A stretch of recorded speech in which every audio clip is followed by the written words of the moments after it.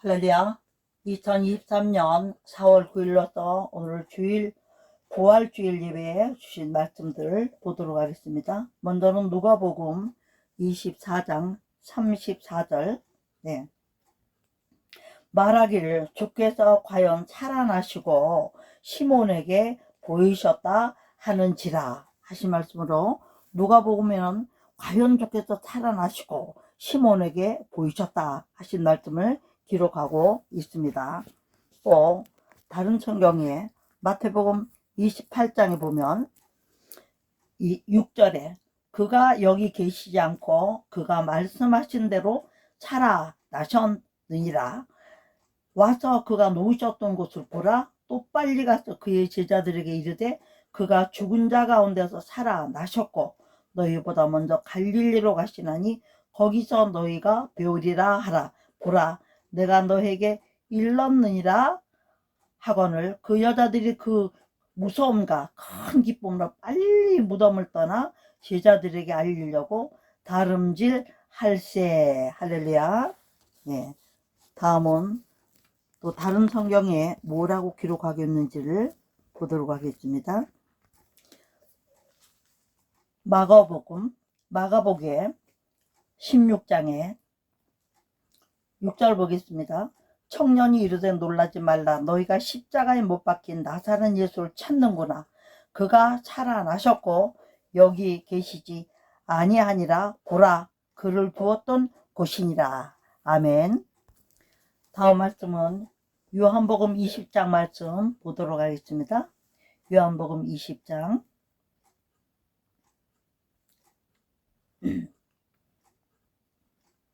요한복음 20장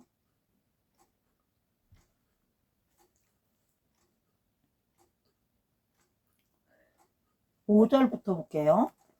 구부려 세마포 놓인 것을 보았으나 들어가지는 아니하였더니 시몬 베드로는 따라와서 무덤에 들어가 보니 세마포가 놓였고 또 머리를 쌌던 수건은 세마포와 함께 놓이지 않고 딴 곳에 쌌던 대로 놓여 있더라. 그때야 무덤에 먼저 갔던 그 다른 제자들도 들어가 보고 믿더라. 그들이 성경에 그가 죽은 자 가운데서 다시 살아나야 하리라 하신 말씀을 아직 알지 못하더라. 이에 두 제자가 자기들의 집으로 돌아가니라. 아멘. 그리고 또 11절부터는 마리아가 예수님을 본 것을 말하고 있습니다.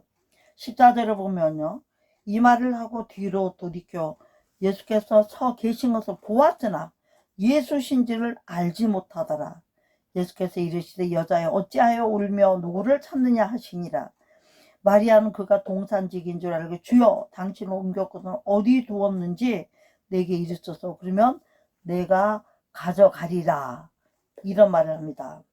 그리고 예수님께서 그 후에 20장 19절서부터는 또 나타나죠.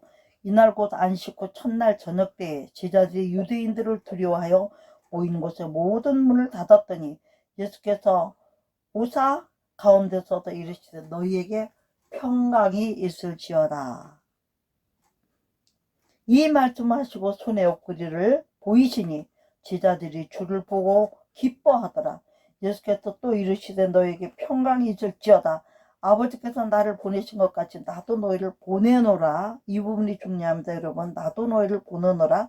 이 말씀하시고 그들을 향해서 숨을 내쉬며 이르시되 성령을 받으라. 너희가 누구의 죄든지 사하면 사해질 것이요 누구의 죄든지 그대로 두면 그대로 있으리라. 그렇게 하고 나서 이제 25절에는 제자들이 다 있는데 오신 게 아니에요. 예수님이 3번을 나타나셨는데 한 번은 고기 잡아다가 떡에 고기를 구워서 먹는 장면에 낚시를 끝내고 와서 어부들이 작업을 끝내고 와서 또 한 번은 이제 12제자가 11제자가 있을 때죠. 그때는 유다는 없을 때니까요. 그렇게 해서 오셔서 이제 도마가 예수님을 의심하는 이 장면들이 나오죠.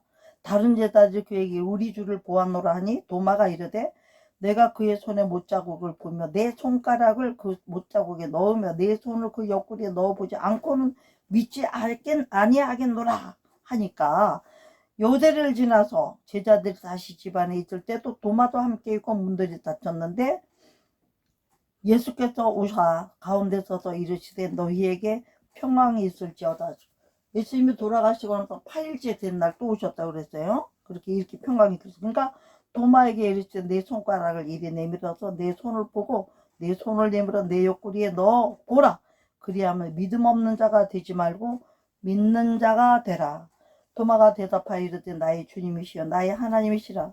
예수께서 이르시되 너는 나를 본고로 믿느냐. 보지 못하고 믿는 자들은 복되도다. 이렇게 하시면서 마태, 마가, 누가, 요한의 이 요한복음을 기록하신 목적을 뭐라고 말씀하시냐면 30절에요. 예수께서 제자들 앞에서 이 책에 기록되지 아니한 다른 표적도 많이 행하셨으나 오직 이것을 기록하면 너희로 예수께서 하나님의 아들 그리스도이심을 믿게 하려 하며 또 너희로 믿고 그 이름을 힘입어 생명을 얻게 하려 함이라. 이런 말씀하십니다.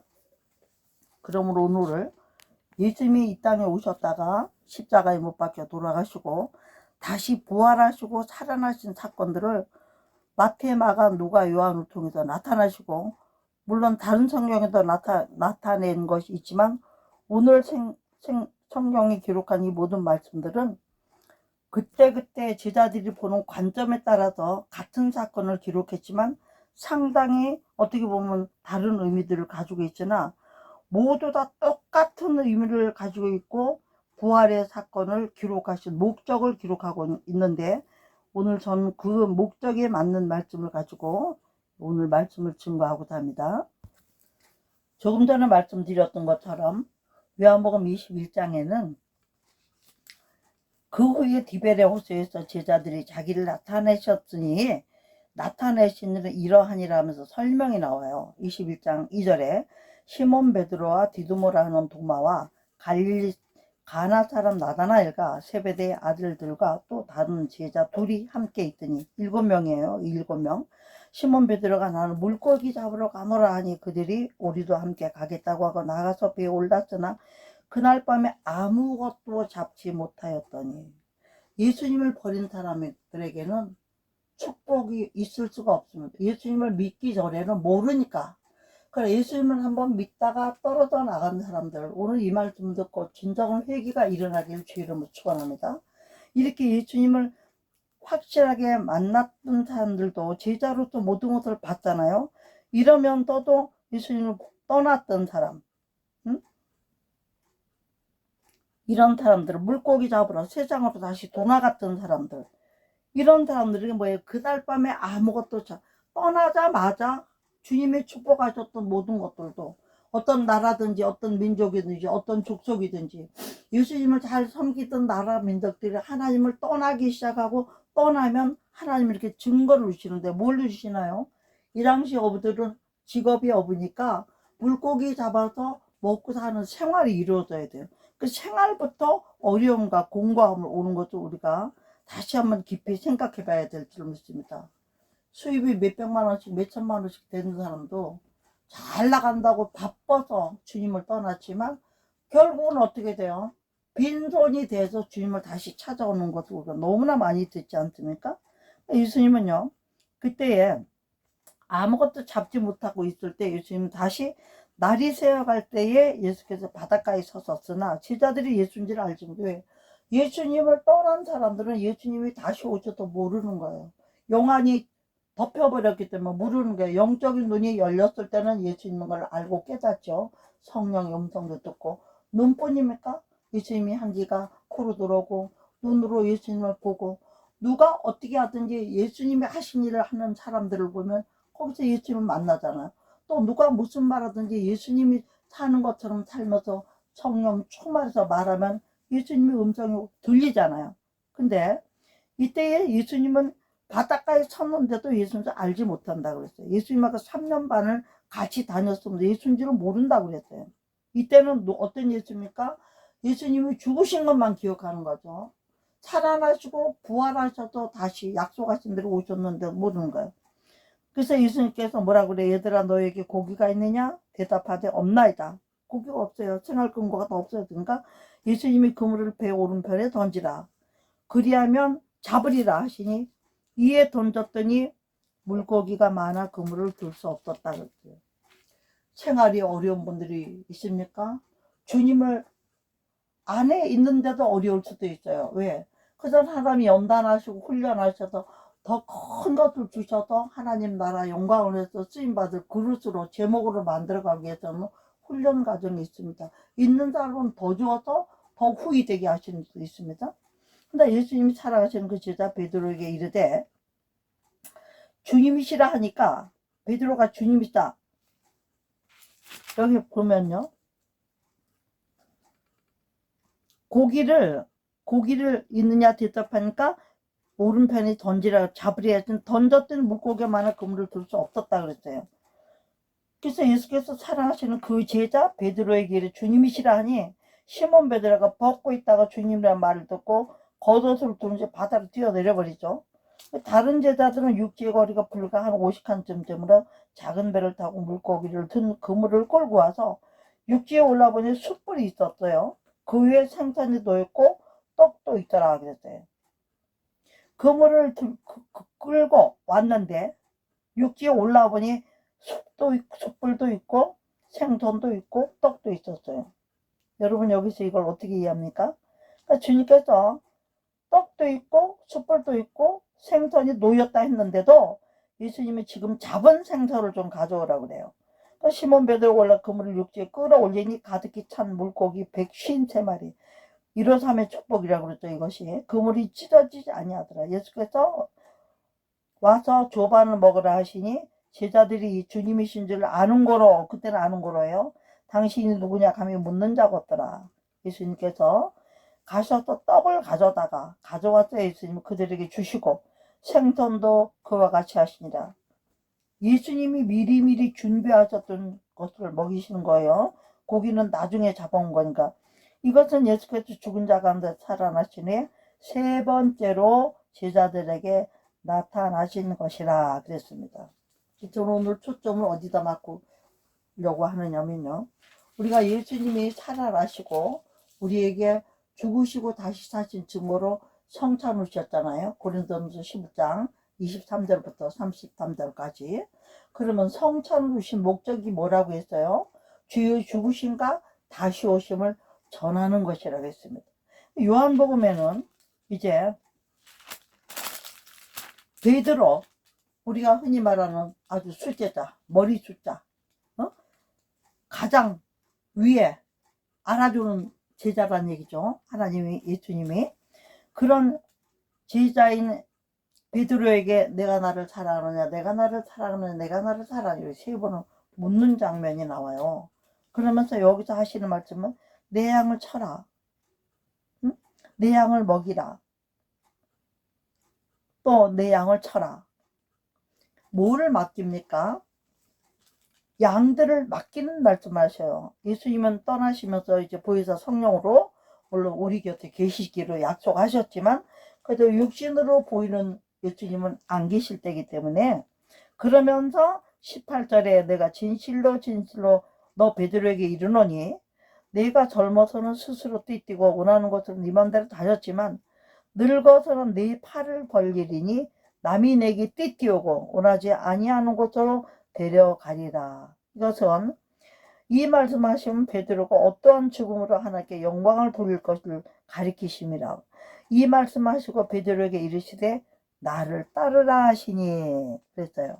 그래서 베드로가 들켜 예수께서 사랑하시는 그 제자가 따르는 것이 그는 만찬석에서 예수의 품에 의지하여 주님을 파는 자가 누구오니까 못던 자라라.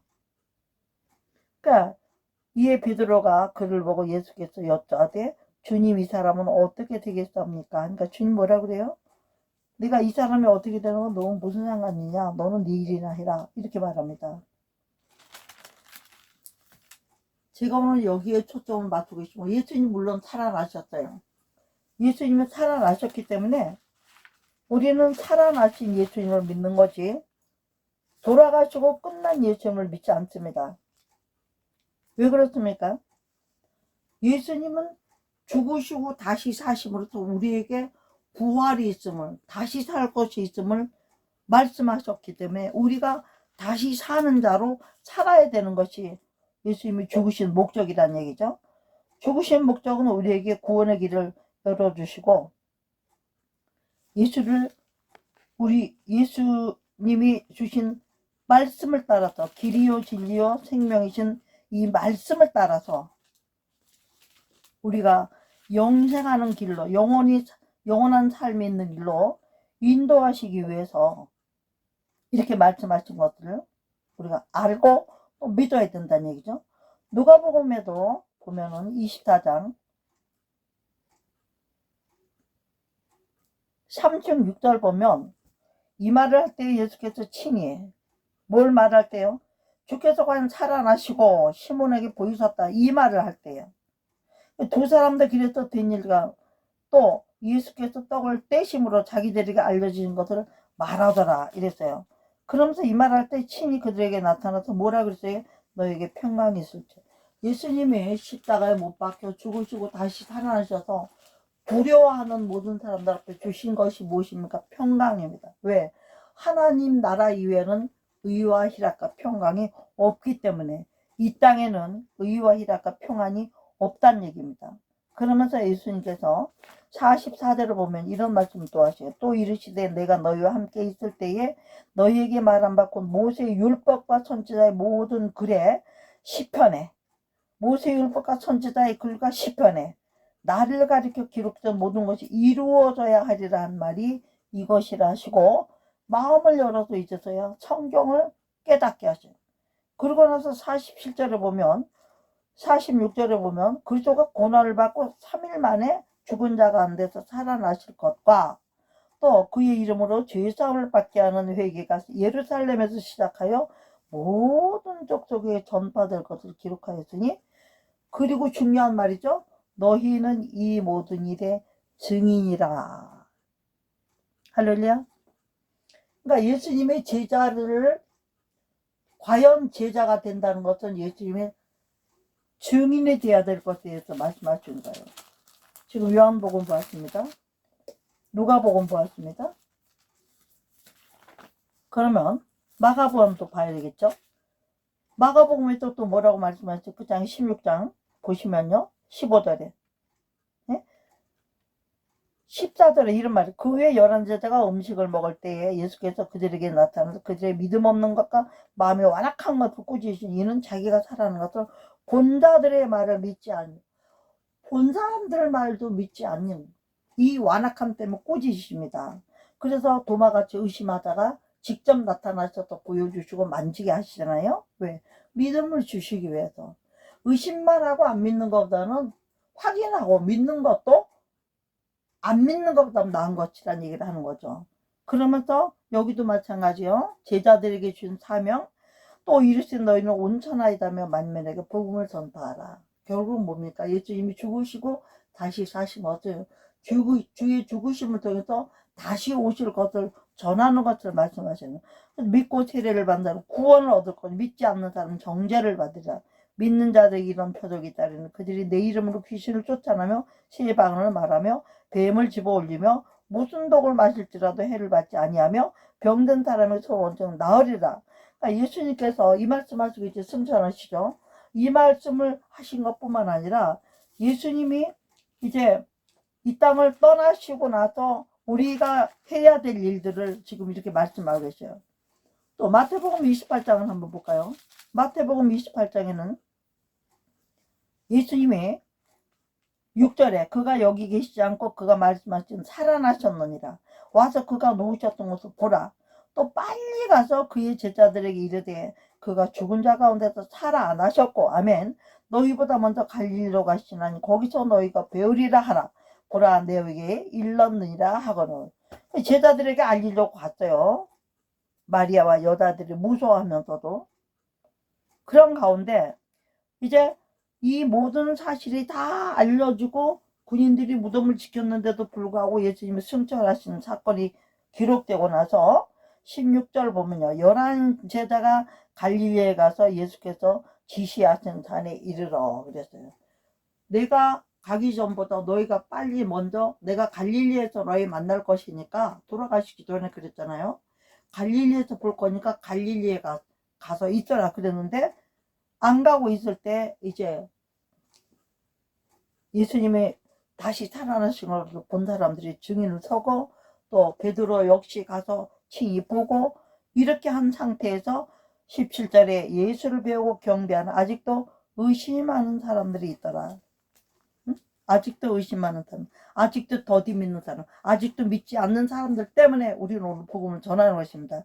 예수께서 나와 말씀하시기 하늘과 땅의 모든 권세를 내게 주셨더니 이로 하나님은 예수님을 통해서 영광을 받으실 때에 예수님이 이 잔을 내게서 면하게 해달라고 하면서도 그러나 내 뜻대로 말고 아버지 뜻대로 없어 맡겨드렸을 때 하늘에서 뭐 천둥 번개같이 우레 같은 소리가 났다고 그랬어요. 그러면서 뭐라 그랬어요? 이미 영광을 받으셨다고 말씀하신 거예요. 그 결심을 아셨기 때문에. 우리도 마찬가지입니다. 우리가 변치 않는 결심을 가지고 우리 하나님 앞에 경배하고 예배하고 온전하고 순전한 믿음으로 나아가는 사람은 우리 하나님이 우리를 통해서 이미 영광을 받으시죠.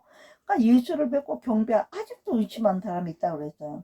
그래서 예수님이 나와서 다시 이렇게 말하면 하늘과 땅의 모든 것을 내게 줬으니까 19절 이게 핵심의 말씀이죠. 예수님이 죽으시고 다시 사신 이후에 대한 말씀입니다. 여러분 부활에만 초점을 맞추면 안 되죠. 부활은 이미 하신 거예요. 약속하신 걸로 성경을 이루신 거예요. 예언을 이루신 거예요. 미리 말씀하신 걸 다 이루신 거기 때문에 우리는 그 이루신 것에 대한 증인들이 되어야 되는 거예요. 그래서 29절에 그러므로 너희는 가서 모든 민족을 제자로 삼아 아버지와 아들과 성령의 이름으로 세례를 베풀고 내가 너희에게 분부한 모든 것들을 가르쳐 지키게 하라 볼지어다. 내가 세상 끝날까지 너희와 언제요? 항상 함께 있으리라 하시니라고 마태복음이 끝납니다. 여러분 여기서요 우리가 이 시대에 놓치고 가는 것들이 있어요. 저는 이것을 진작에 하나님이 보여주시고 알게 하시고 깨닫게 하실 은혜가 있어서 우리 세례증서는 다른 교회에서 주는 세례증서하고 다릅니다. 오늘 이 말씀을 듣는 여러분들 특히 주의종들 세례를 집례하는 분들 모든 성도님들 이 말에 귀 기울여 들으시기 바랍니다. 여기 보세요. 19절에 너는 가서 모든 족속을 민족을 제자로 삼고 첫째는 아버지와 둘째는 아들과 셋째는 성령의 이름으로 세례를 베풀겠는데 모든 세례 증서에 보면요 이렇게 여기 적어놔요. 세 가지를 다 해요. 성부와 성자와 성령의 이름으로 세례를 아무개 목사가 주노라. 그런데 우리 아버지, 우리 오빠, 우리 누나, 우리 엄마 이렇게 호칭은 부르는데 우리 엄마라고 하는 거는 우리 형제들이 엄마란 얘기죠. 내 엄마, 내 아버지 좋아요. 이름이 없어요. 여기는 이름을 기록하지 않으셨거든요. 아버지와 아들과 성령의 이름으로. 근데 그러니까 아버지와 아들과 성령의 이름으로 세례를 주노라. 이름이 빠졌어요. 여러분들 이거 심각하게 생각. 원수마귀가 이 이름을 사용하지 못하게 하려고 이렇게 한 걸로 속으면 안 되는데 모르고 있는 분들이 너무나 많은 게 안타까운 거예요. 저는 그래서 성부와 성자와 성령이신 예수 그리스도의 이름으로 세례를 주노라. 이렇게 우리는 다 바꿔서 지금 하고 있습니다. 이거 세례증서 만들어서 파시는 분들 회개하시고 다시 만들어서 다시 제작해 성경대로 만들어서 배포해 주시기를 부탁을 합니다. 그러면서 그 다음에 하신 것이 성령 이름 첫째는 세례를 베푼다는 건 뭐예요? 지금까지 믿었던 모든 신들에게 또 돌이킨다는 뜻이에요. 세례는 깨끗하게 씻었다는 의미도 있지만 죽었다가 다시 살아났다는 의미가 있어요. 로마서 6장에 보면 같이 다 나와 있잖아요. 예수 그리스도와 함께 죽었다가 다시 일어나면서 연합된 자만 세례가 되는 거예요. 씻는 거로 된 게 아니라 베프티마이죠. 아주 갖다 담근다는 거예요. 베프티즘. 완전히 담근다는 게 있고요. 물을 뿌리는 게 있는데 여러분 세례는 환자라든지 이런 사람들은 물을 뿌려서 그냥 하고 있지만 실제는요. 물에 담궜다가 순간이라도 죽음을 경험을 시켜야 죽어야 살죠. 안 죽고 어떻게 삽니까? 요즘은 약식 세례들 하기 때문에 성도들이 죽어본 경험을 몰라요. 수영하다가 물에 빠져서 그런 경험은 있을지 모르지만 세례로서 물에 빠졌다가 죽었다가 숨 못 쉬고 중간에 아이고 그 순간도 그냥 죽을까봐 난리치고. 저도 그랬습니다. 다 알고 들어갈 때 코 구멍을 막기도 하고 안 막기도 하잖아요. 그냥 누르는 대로 주여 하고 나를 죽여주시고 다시 살려주신다니 감사합니다 하고 쑥 들어갔다 깨면 돼. 그거 뭐 1초도 안 돼요. 안 들어가면 목사님들이 저부터 집례할 때 막 눌러버려. 강제로라도 죽여야 살리니까. 그쵸 여러분들? 그런 것을 잘 기억하시기 바랍니다. 세례를 베푸고, 그렇게 세례를 베푼다는 것은 이 땅에서 죽음을 경험하고 영생을 향하여 새롭게 살아난 사람, 새롭게 살기로 작정한 사람들이기 때문에, 그런 사람들이기 때문에 세례를 베풀고 작정을 했기 때문에 세례를 베풀고, 그리고 분부한 모든 것을 가르쳐 지키게 해라. 볼지어다 내가 세상 끝날까지 너희와 항상 함께. 세상 끝날 뭐예요? 심판에 이르기까지. 어떻게 예수님이 십자가를 못 박혀 죽으셨는데 이렇게 말씀하십니까? 내가 세상 끝날까지 너희와 항상 함께 하려고 약속하시잖아요, 여러분. 무슨 뜻입니까? 하나님도 예수님이고, 예수님도 예수님이고, 성령도 예수님이잖아요.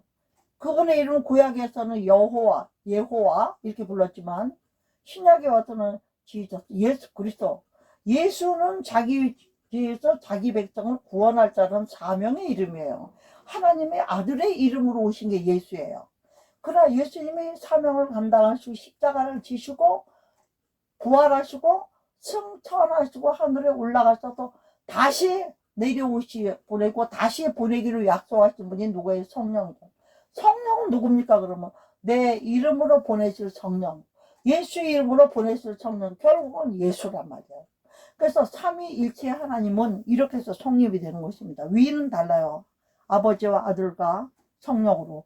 그러나 위격은 달라도 한 분이라는 얘기죠. 이것으로서 삼위일체가 있느냐 없느냐인데, 말씀의 깊이와 넓이를 전폭적으로 우리가 바르게 해석하고 또 문헌에 나와 있는 대로 공부들을 한다고 해도 이 세 분이 하나인 것을 우리가 알 수 있습니다. 그래서 결국은 세례를 받고 새로워지고 예수님의 제자가 돼서 따라가는 사람들은 부활로 만족하면 안 돼요. 부활은 뭐예요? 물론 예수님 부활해서 우리에게 소망해 주신 건 틀림없죠. 그리고 세상을 이겼다는 증거를 주고 사망 권세를 깨뜨렸다는 증거를 주신 게 부활했잖아요. 그러니까 그 부활했다는 것을 우리에게 다 전해서 알리게 하시고 세례와 침례를 주는 것은 뭡니까? 세례는 그리스도인으로서 인을 쳐주는 거예요. 그 다음에 성사는 뭡니까? 그리스도인으로서 예수의 그리스도의 보혈의 피에 참여하는 거예요. 예수 생명에 참여하는 거예요. 그리고 그 조금 젊은 성사를 먹고 마실 때, 오늘도 우리는 성산하죠. 예, 성산하는데 지난주에는 매달 첫 주일이기 때문에 성산했습니다. 이번 주일은 부활주일이기 때문에 성산합니다. 근데 성찬의 의미가 뭐예요? 주의 죽으심과 십자가 사건. 그 다음에 다시 살아나신 거 없어요. 주의 죽으심과 다시 오심을 전하는 것이라고 했어요. 예? 주의 죽으심과 다시 오시는 것을 전하는 것이라고 고린도전서 11장 26절에 너희가 이 떡을 먹으며 이 잔을 마실 때마다 주의 죽으심을 그가 오실 때까지 전하는 것이니라. 할렐루야. 여러분 이 말씀 외우시기 바랍니다. 26절은 성찬에 주신 목적이에요. 이 잔을 먹고 마실 때마다 위에는 기념하라고 되어 있어요. 기념하라고. 그러니까 이 기념하라는 걸 잊지 말아라 이거죠. 잊지 말라는 뜻이고, 성찬의 목적은 뭐냐? 잊지 말아요. 성찬을 띠죠. 목적은 뭐예요? 주의 죽으심을 그가 오실 때까지. 이 잔을 먹고 마실 때마다 그의 죽으심을 오실 때까지, 그가 오실 때까지. 심판하러 이 땅에 재림주로 강림으로 오셔서는 심판이 아니에요. 재림으로 다시 완전히 오셨을 때, 강림은 예수님이 신부들을 데리러 오실 때죠. 들림받은 사람들요. 예. 그 다음에 이 땅에 아주 어떻게 오십니까? 새 하늘과 새 땅을 만드시고 하늘에서 새 예루살렘 성을 내려보내시는, 그때는 예수님이 이 땅에 우리하고 같이 살려고 새 하늘과 새 땅에서 살려고 오시는 거. 우리가 올라간다, 자꾸 천국 개념으로 올라간다는 걸 강림하지. 예수님이 강림해서 예수님이 신부로 데리고 올라갔을 때 들림받은 영혼들, 그 영혼들은 강림해서 당연히 데리고 올라가겠죠. 발바닥을 땅에다 안 댔으니까요. 응? 그야말로 발만 씻으면 되는 분들이니까 예수님이. 그 다음에는 다시 오시는 재림 때는 이 사건이라면 죽으심과 다시 오심을 오실 때까지 전하는 것이라. 부활에다 초점을 맞추는 것이 아니라 부활은 이미 약속한 대로 이루신 거예요. 당연히 이루셔야 되고. 그러나 부활하신 목적은 뭐냐? 주의 죽으심과 다시 오심을 오실 때까지 전한. 그 뭐예요? 결국은 심판을 전해서 복음으로 새롭게 되어서 하나님의 사람들로 잃어버린 영혼들을 찾고자 하는 아버지의 만국가신 사랑과 만국가신 은혜와 아버지의 목적이 있다는 것이죠. 저는 오늘 여기서 말씀을 그냥 마칠 겁니다. 왜? 여러분들이 오늘 말씀은 전부 성경만 읽고 성경만 했죠. 왜? 성령을 마태, 마가, 누가, 요한에 나타난 부활과 부활 후에 있었으니까 그 부활을 통해서 주신 건 뭐예요? 예수님 떠나고 얼마나 애들이 엄마 아버지 갑자기 돌아가셨다고 생각해봐요. 얼마나 무서워요. 공포 분위기. 그러니까 두려워하고 있을 그때 이제 잡혀가서 예수님처럼 죽을 일만 남았으니까 얼마나 두렵겠어요.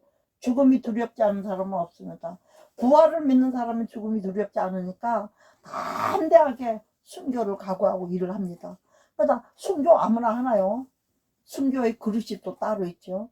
저부터 어려서부터 순교가 그렇게 멋있더라고요. 나는 그럼 이 다음에 예수님 있다가 탁 예수님 위해서 죽어가지고 영광스럽게 보좌 앞에 가야 돼. 나는 그렇게 살고 싶어. 이랬던 사람인데 막상 중국 가서 복음 전하고 예비장소에 공산에 공안들이 돌아가지고 총 들고 와서 한 방 공팍 쏘고 겁을 팍 주니까요. 여권 가방이고 십자가 목걸이고 막 다 뛰어. 내가 나도 모르게.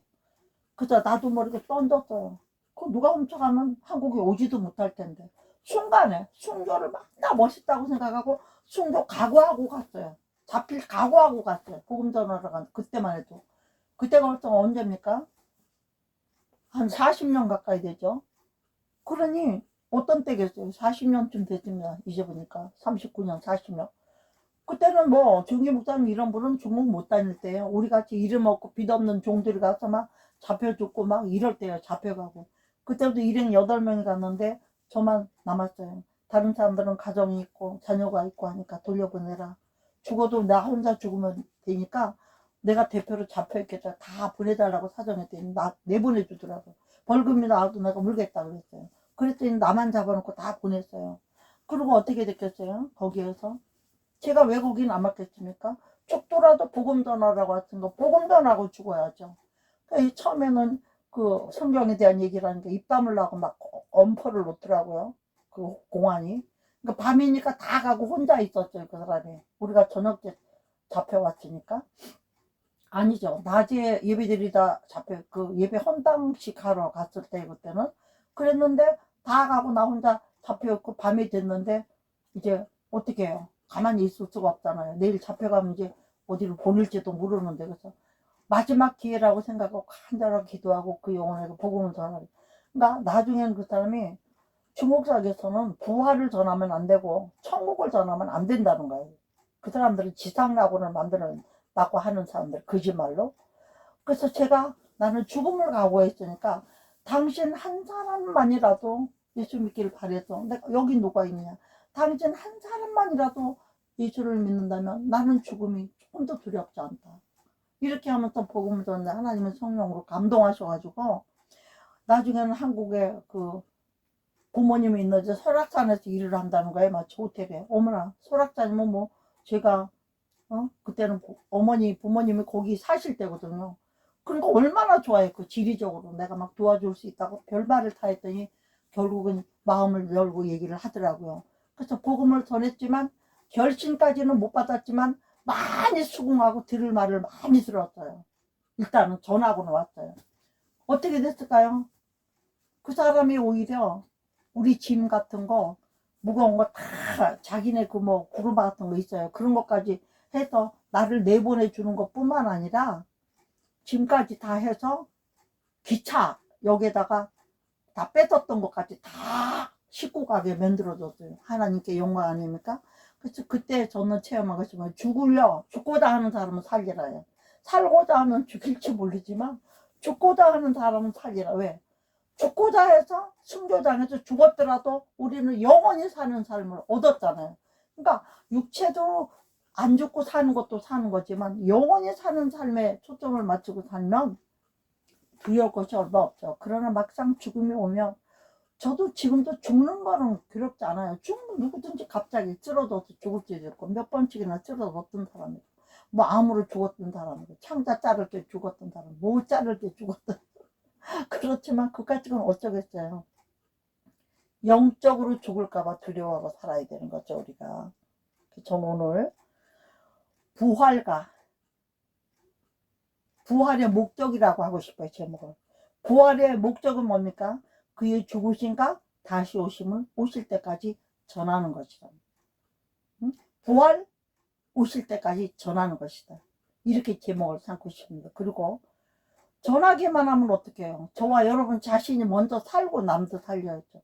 남 살리겠다고 봉사하고 뭐 헌금 내고 뭐하고 하다가 시험 들어가지고 입에 원방 나고 불평 나오고 지금까지 잘했던 거 그거 뭐 충성했던 거 생생 내고 공치사 하느라 다 까먹고 이런 일들이 많이 있지 않습니까? 우리가 연약하니까 이 가운데 이 말씀을 듣고 그런 분들이 있잖아요. 정말 다시 회개해서 우리가 옷도 더러워지면 어떡해요?